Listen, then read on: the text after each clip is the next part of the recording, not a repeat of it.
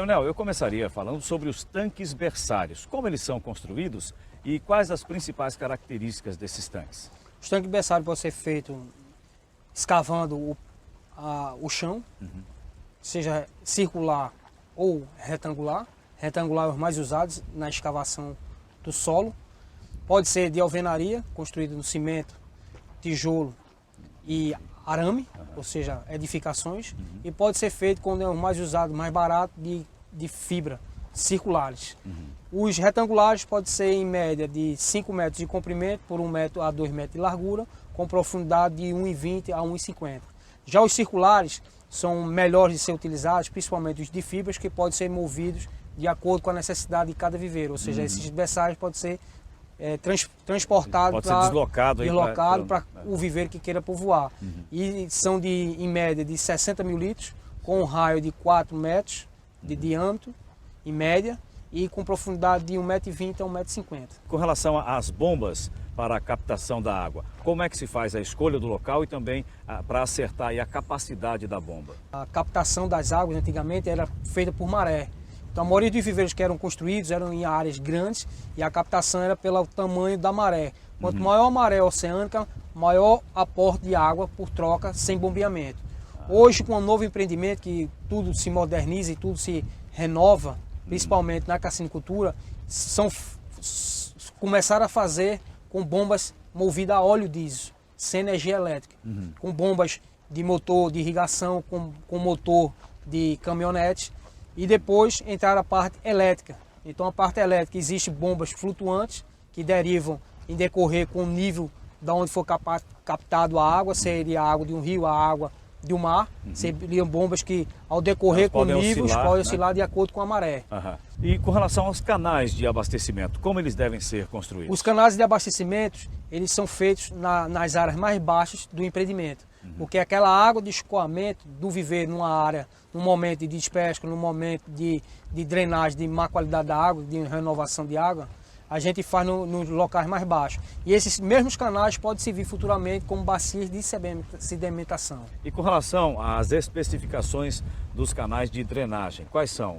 Os canais de drenagem, eles podem, na maioria das vezes, são retangulares, na parte mais baixa do terreno, fazendo o aporte das águas de uma renovação ou de uma despesca de um camarão. Aí nós temos abastecimento e drenagem. Como devem ser instaladas as comportas de abastecimento de água e também da drenagem da água? A maioria dos viveiros da cassinicultura familiar, eles não utilizam tanto o canal de abastecimento. Eles utilizam mais bombas para abastecer. Em grandes empreendimentos existe o canal de drenagem e o canal de abastecimento. O canal de abastecimento, ele tem de ser um nível maior do que o nível do viveiro. Ou seja, se o nível do viveiro for de 1 metro, ele tem que ser acima de 1 metro do nível do viveiro. E os canais de drenagem são nos locais mais baixos do viveiro.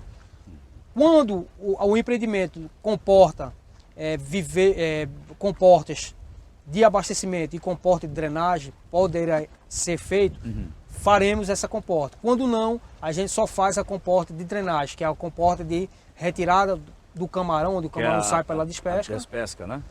Ou então o manejo de uma qualidade má de água, a gente também tira pela drenagem dessa comporta. Tá, os camarões precisam de ração. Como é que essa ração deve ser estocada para que não haja prejuízo? A estocagem das duas são a mesma, em cima de pellet, num local fresco, sem muita umidade e sem muito contato com as paredes nem o chão, em cima de pallets, ou seja, em cima de estrado de madeira. Um outro ponto que eu queria tocar é qual a finalidade da bacia de sedimentação, que inclusive é uma exigência, né? Então os órgãos ambientais hoje, para a cassinicultura existir, para a cassinicultura acontecer, é cobrada a bacia de sedimentação. Essa bacia de sedimentação varia de 10% a 20% da área total do empreendimento. Essa bacia serve para recolher a água de uma drenagem, de um manejo liminológico, um manejo de troca de água do viveiro, ou numa despesca do camarão.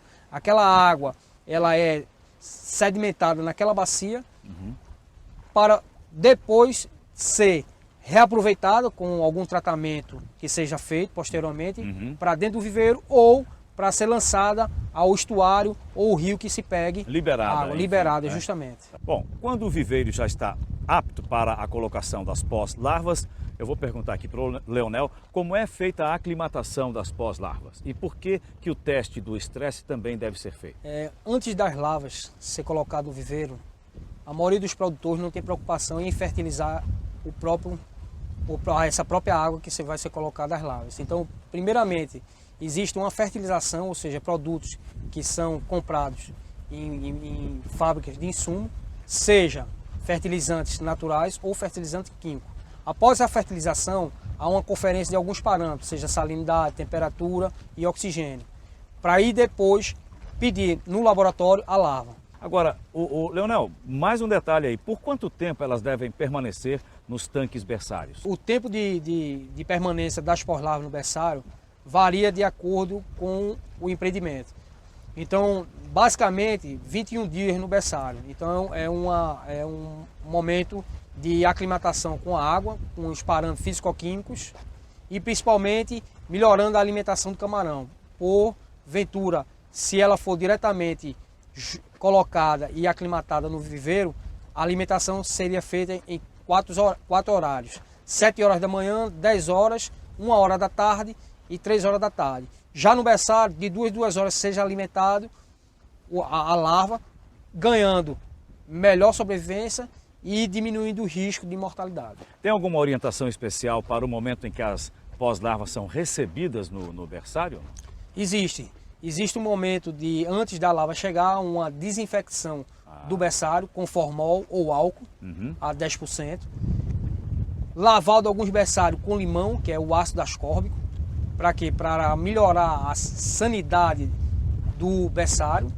E o berçário, ele é acoplado a uma ventilação constante, que são sopradores. Então, garante uma maior oxigenação do berçário com esses sopradores. Consequentemente, as larvas têm uma melhor resistência e uma melhor sobrevivência quando são colocados nos viveiros de engorda. Com relação ao monitoramento e à renovação da água, tem alguma orientação especial? Tem orientação. Os parâmetros que são medidos nos viveiros de engorda são os mesmos parâmetros medidos no berçário. Salinidade, temperatura, oxigênio e alguns gases letais ao camarão, nitrito, nitrato e a própria amônia. E o monitoramento é constante, diário. Enquanto no viveiro a gente faz 3 vezes por semana, no berçário é diariamente. Então, para que seja mantida aí a qualidade absoluta da água para uma boa saúde das larvas. Exatamente, larvas, né? Porque se a gente não conseguir manter uma qualidade da larva, infinitamente vai ser prejudicial ao futuro do empreendimento. Ou seja, você vai ter um cultivo já com uma larva já danificada, ou seja, já estressada propriamente dita. O que vai diminuir a produção. Diminuir a produção e pode acarretar doenças vindo do berçário para o viveiro de camarão. Leonel, do berçário as pós-larvas vão para o viveiro para o seu desenvolvimento e serem transformadas em camarões. Existe algum horário específico para fazer essa transposição? Antigamente a gente não tinha muita preocupação da aclimatação e do povoamento. Hoje a gente indica para que povoe nas primeiras horas da manhã. Bem cedinho. Bem cedinho, no máximo até 6 horas do dia. Primeiramente porque não há um fator limitante com a incidência da luz solar. Outra, a temperatura e a variação do pH. Quanto mais tarde povoar, ou seja, quando entrar pela tarde, ou seja, a tardezinha, você povoar, implica a influência do pH. Então o pH também é um fator limitante para o povoamento. Então se indica a povoar logo pela manhã, nos horários iniciais. Até às 6 da manhã ali. Até às 6 da manhã indicado. Quanto mais cedo povoar, melhor o resultado e melhor a sobrevivência. Quanto mais tarde povoar, pior a sobrevivência.